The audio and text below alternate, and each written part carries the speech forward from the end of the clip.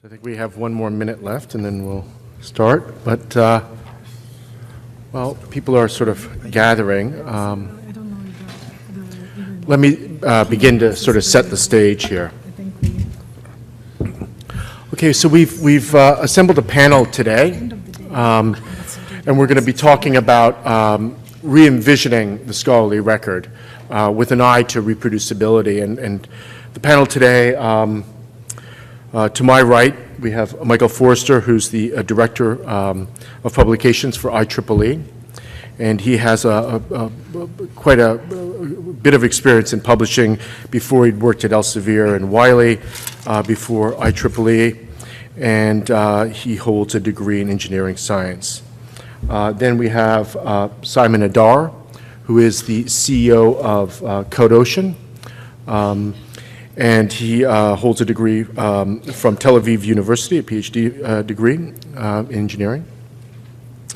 Then we have Kate Keeley, who is the editor-in-chief of Software X, but also is a scientist in the Distributed Systems Lab at Aragon National Laboratories. We have finally Jörg Hierber, who is editor-in-chief of PLOS One, but also has quite a lot of experience in publishing. He worked before for PLOS for what is now Springer Nature, is in Nature Materials, and then Nature Communications. So in publishing, and my name is Pierre Montagano, and I'm also with Code Ocean, and I've also had a very long 15, 20-year experience in publishing, working with different publishers. And today, you know, I think as publishers, we've moved from print to digital, and that transformation a lot of times was just rendering the book or the journal from the print format to being online. But today we're going to try to get more into talking about how we can actually re-envision the scholarly article to include a more holistic view of research artifacts around the article. And first up will be Michael speaking.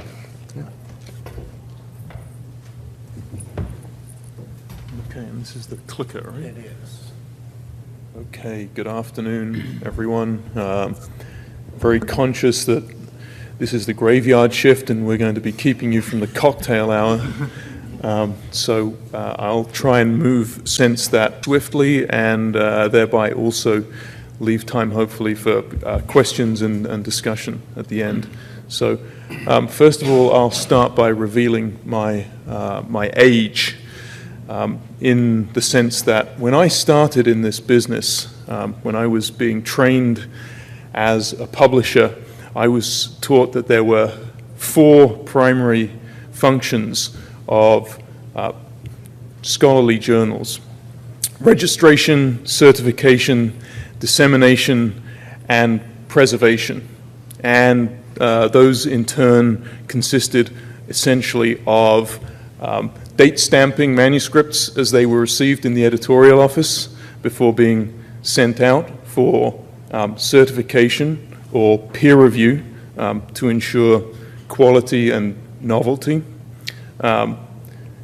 Dissemination took of working with printers and mailing houses to polybag and distribute journals around the globe.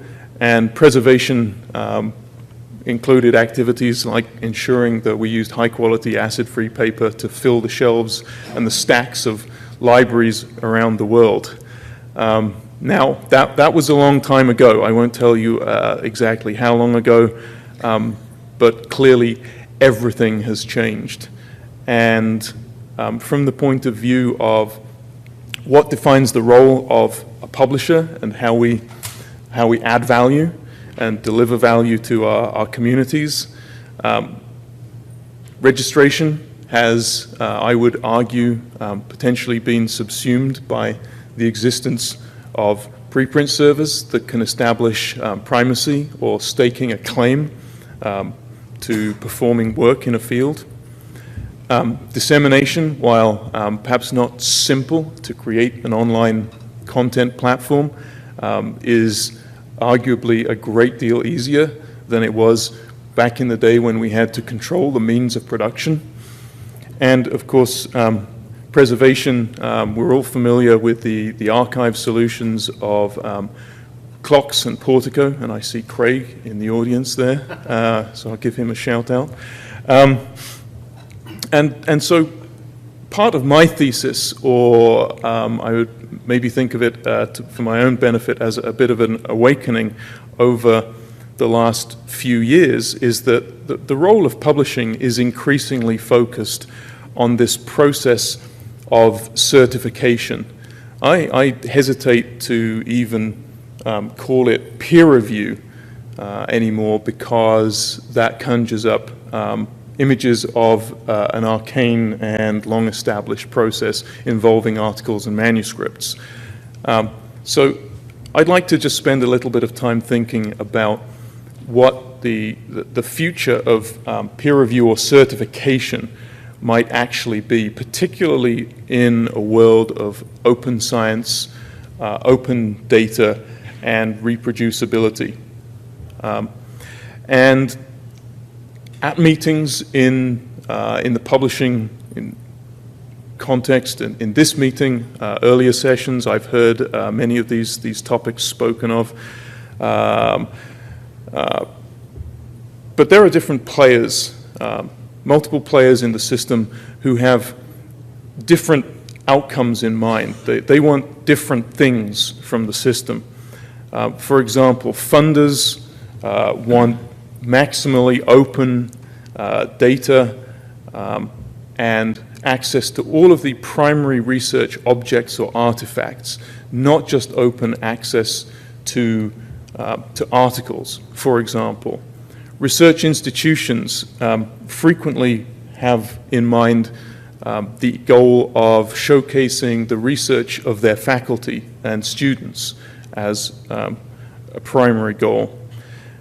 Researchers and scientists themselves are often concerned with reuse and the ability to make progress based on the work of others, and so are looking for easily findable, available artifacts, including code, data, models, the bases for analysis, and that everything should be well documented and well organized.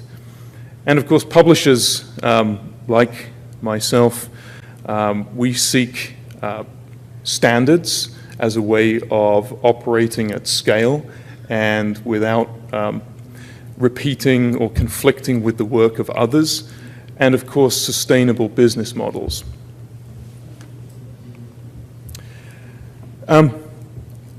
Going back a little bit now to where I started, reflecting on the old world of paper, I think it's worth observing, and this is obviously an opinion, but my opinion, my experience to date is that we're still very much living in a paper-based workflow in scholarly communication and publishing. And again, in an earlier session today, I heard some very pertinent comments about how the article is either an advert for the actual research that has been carried out, or it contains figures and illustrations that are based on the data collected, or the models or algorithms, the analysis that's been performed that is actually the research. And so what we're actually dealing with is, in the form of publication, is the creation of print and paper-centric artifacts, figures, tables, numerical summaries, and so on, that were always designed to exist on paper, but have been produced as a result of data collected and analyzed in research, which is not available in the current publishing paradigm. Now, things are changing, and as I've noted here, the research community is not waiting for publishers to catch up to provide a better future that I think might very well look like a place where publishers deal in linked data and networked objects as their primary product, where their activities in certification perhaps are in the curation and the validation of those objects and the links between them, and that this activity replaces their traditional role as a manufacturer and a processor, host and distributor of document-centric files. So again, I think I would be repeating what others have said in many other meetings if I talked about these formats that I've illustrated pictorially on the screen here, everything from Jupyter Notebooks to GitHub, being the future of curation and validation and certification, i.e. peer review, rather than dealing in PDFs and document formats in HTML. That's a future where I think it's possible for publishers to also introduce improvements to the whole process that could allow for automation or an acceleration of that certification process, perhaps with the assistance of machine-aided, machine learning, artificial intelligence-based tools for carrying out some of that validation work. Again, an earlier talk I listened to today talked about how studies have been done into how long it would take humans to perform that work with each manuscript. I think perhaps that might be missing the point, because machines are quite good at doing work on machine-readable artifacts. And I think that there's vast opportunity for maintaining an ecosystem, a network of linked data and data artifacts that are very frequently the outputs of research. So I think I'm running rapidly out of time here, so I'll just stop by noting that there is obviously a lot of work going on. There are a lot of publishers diligently working to move towards a future like this by engaging in badging, the extent to which reproducibility has been built into or demonstrated in published outputs, part of reviewing and certification, making data available with publications, and in fact going even further into the making available more complicated artifacts such as algorithms and code. So why don't I leave it there? Pass the baton back to Pierre. All right, thank you very much, Michael. Take my seat.